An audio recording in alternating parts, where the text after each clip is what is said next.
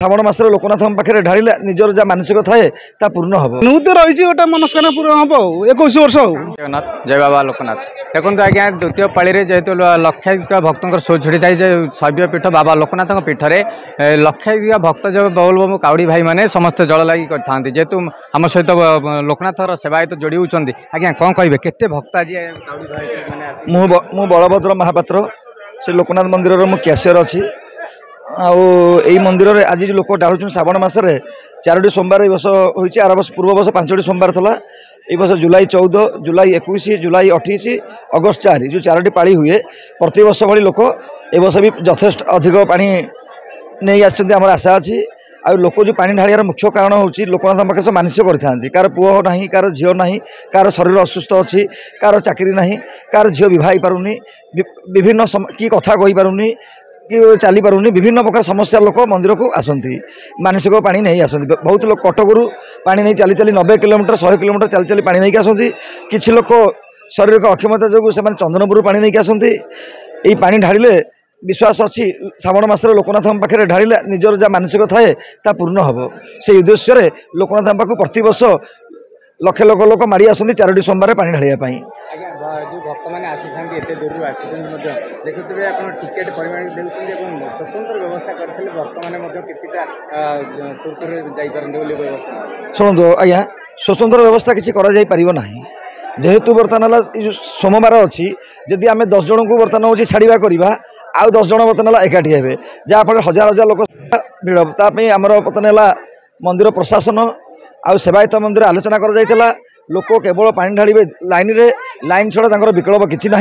Jar मैंने देह मुंड कष्ट बा गोड़ अक्षमता अच्छी सी चल आसपारूनी करें से लोकटी बर्तमान टे रेस्ट नब मंदिर प्रशासन तरफ आम टेंट हाउस कर जो दिन 11-12 हो लोक संख्या कमिज से लोकटी आराम आसी पानी ढाली पार जार शरीर अक्षमता अच्छी से रेस्ट नब आ बिना सेमती जीवार कौन विकल्प ना तथापि लोक कांथ बाड़ डेउंट हईराण हरकत होती भगवान समस्त को खुशी रे पानी ढालिकी जावाई आम ठाकुर पाखे प्रार्थना करुचु भल भल कार्य आज दिन हो सुआंड हरिपुर घाटू आईचु पानी हितिकी आम रविवार दिन बुड़ेलु राति 10टार बुड़ेलु आसिक ये पहुँचीचु पानी ढालिकी आनंद लगुच खुशी लगुच भोगरा कर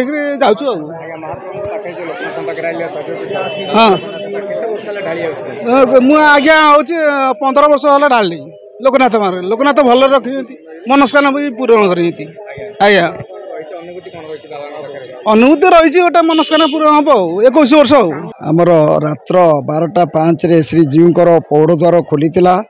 जो नीति रही मंगला आरती अवकाश नीति सरला रात्र 12:30 जल लगी कार्यक्रम आरंभ होता वर्तमान पर्यंत 30,000 भक्तर जल लगी सरला लंबा धाड़ी रही टिकेट काउंटर गहली रही टिकेट मूल्य 30 टंका रखी भक्त मानकर आमर रोषघर पछपट द्वार अच्छी से ब्यारिकेड भितर जाकरी लक्ष्मी द्वारे जल लगी करुँच रही 2टी आश्रयस्थल व्यवस्था कराई पानी भारा रखापी बाउंसर चारा व्यवस्था करा सहित देह जदि असुस्थ रहे आसु चिकित्सा केन्द्र व्यवस्था कराई आलोकर व्यवस्था कराई जल व्यवस्था करा भक्त मानकर जमी कौन असुविधा न हुए से आरक्षी भाई मैंने सजग रही पालिया सेवक ठीक नीतिकांति कर सारापर जल लगी भक्त मान को सहयोग करमर यह जो लाइन रही 4टा पर्यंत जल लगी ता सहित जनक पर जन जो रही आसिक पानी लगी करेंगे रात्र 10 घंटिका पर्यंत श्रीमंदिर मंदिर आमर खोला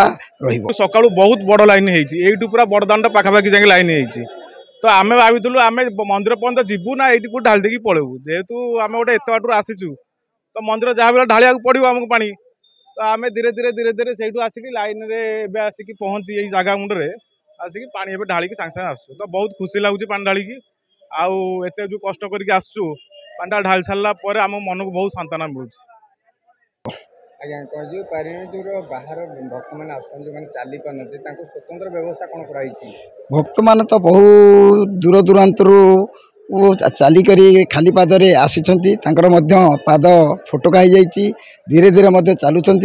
किंतु ये होती आरोग्य देवता बाबा लोकनाथ लोकंकर नाथ किंतु तांकरी कृपारू ବା ତାଙ୍କର ଆଶୀର୍ବାଦରୁ ଭକ୍ତମାନେ ମଧ୍ୟ ତାଙ୍କର ଯେଉଁ ପାଦ ଫୋଟକା ଆଉ ଧୀରେ ଧୀରେ ଯେଉଁ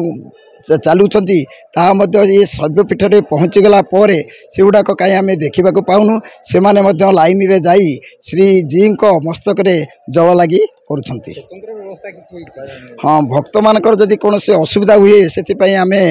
ବ୍ୟବସ୍ଥା କରାଯାଇଛି, ଯାହାକି ବାଙ୍କ ଖିଲଣ ଦୁଆର ପଟେ ଯାଇ ଶ୍ରୀଜୀଙ୍କ ମସ୍ତକରେ ଜଳ ଲାଗି କରିପାରିବେ।